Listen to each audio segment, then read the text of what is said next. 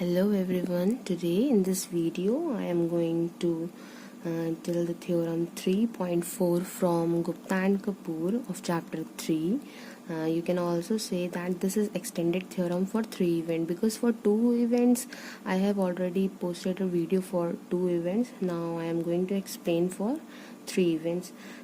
So this is probability of A intersection B intersection C complement is equal to probability of AB, that is A intersection B. I did not write intersection between these two, but there is an intersection between A, B and C complement, AB and A, B and C. So for the proof, first of all I am going to suppose that 1 is equal to A, B complement and C complement. That means this is A intersection B complement intersection C complement.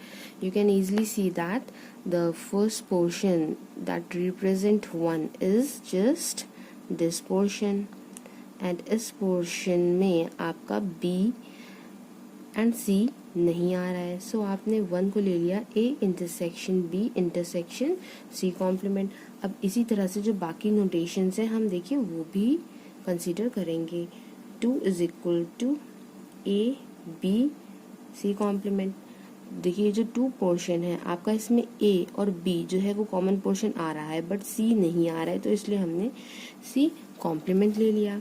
Then जो हमारा third है वो हो जाएगा A complement B C. Fourth को हम लोग represent करेंगे A B complement C, that is A intersection B complement intersection C. And 5 को हम लोग रिप्रेजेंट करेंगे A intersection B intersection C. सो क्योंकि जो 5 है इसमें तीनों ही पोर्शन आ रहे हैं आपके. एंड जो 6 है उसको हम रिप्रेजेंट करेंगे A complement intersection B intersection C. 7 को हम रिप्रेजेंट करेंगे इस पोर्शन को A complement B complement C. So यहाँ पे इंटरसेक्शन यूज हुआ है बट मैंने इसको शॉर्ट करने के लिए इसमें इंटरसेक्शन नहीं लगाया है. सो ये जो फर्स्ट पार्ट है इसको प्रूव करने के लिए आप देखिए इसमें जो पहला टर्म आ रहा है प्रोबेबिलिटी A इंटरसेक्शन B.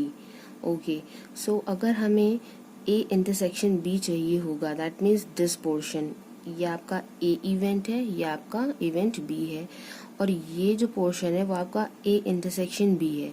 तो A इंटरसेक्शन B में किन दोनों का सम है? 2 और 5 जो है उनका ये सम है. तो आप इसको इस तरह से कर सकते हैं कि A, अब यहाँ पे आपका क्या यूज हो रहा है? Intersection B. तो मैं इंटरसेक्शन यहाँ पे यूज नहीं कर रही हूँ, मैंने A B लिख दिया शॉर्ट में. A B जो है वो यूनियन किसका है? 2 यूनियन 5 है. तो इस तरह से हम इसको लिख सकते हैं कि A B is equal to A B C complement, क्योंकि देखिए 2 की वैल्यू ये थी. अब हमने यहाँ पे लगाया यूनियन. देन 5 की वैल्यू क्या थी? A intersection B intersection C. A B और सी को हमने लिख दिया. अब हम दोनों साइड प्रोबेबिलिटीज ऑपरेट कराएंगे. तो जब हमने दोनों साइड प्रोबेबिलिटीज ऑपरेट की तो वो हो जाता है कुछ इस तरह से A B एंड C.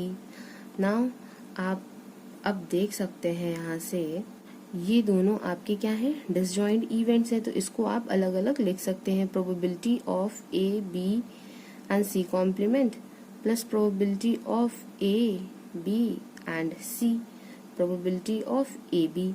अब आपको निकालना क्या है? Probability of A intersection B intersection C complement. तो आप उसको यहाँ पे रोक लीजिए और बाकी आप लेफ्ट साइड भेज दीजिए. Probability of A B C complement, तो ये हो जाता है आपका probability of A B minus probability of A intersection B intersection C. So ये आपका प्रूफ हो गया. इस थ्योरम के 2 पार्ट और हैं. अब आप उनको भी अपने, अगर आपने ये चीज़ आपको याद हो गई है तो आप उस तरह से यूज़ करके आप दूसरे भी सॉल्व कर सकते हैं. अब वो देखिए किस तरह से है. वो है probability of A complement B C. पहले देखिए हमारा सी पे कॉम्प्लीमेंट लगा था, आप बस इतना याद कर लीजिए कि जिन दो पे कॉम्प्लीमेंट नहीं लगा होता है तो आपको पहले वो लिखना है probability of A intersection B, then बाद में आपको सबका इंटरसेक्शन लिखना है तीनों ही इवेंट्स का। तो इसी तरह से आप ये कर सकते हैं। अब आपके देखिए बी और सी पे कॉम्प्लीमेंट नहीं लगा है तो आप लिखेंगे probability B intersection C minus, फिर माइनस करके तीनों ही इवेंट्स का इंटरसेक्शन हो जाएगा। ओके, अब इसी तरह से एक थर्ड केस आता है आपका probability of A B complement C. अब यहाँ पे देखिए ए और सी पे कॉम्प्लीमेंट नहीं लगा है तो इसको आप लिख सकते हैं probability of A intersection C then minus probability of A B and C. अब इन दोनों केसेस को भी आप इसी तरह से प्रूफ करके देख सकते हैं। So thank you for watching my video. Have a nice day.